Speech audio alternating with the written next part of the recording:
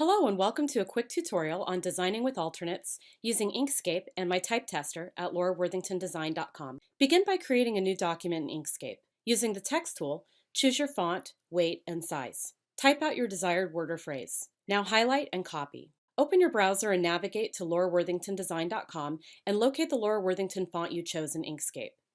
Once on the appropriate page, click Try It to move down the page to the type tester. Now paste your text in place of the current text. Highlight the letters and choose the alternates you wish to use.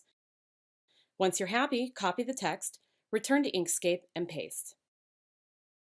To convert your text to a path, choose Path, Object to Path, then Object Ungroup, and finally Path Union to weld your text together. To save an SVG format for cutting machines that use it, choose File, Save As, Plain SVG, and you're done.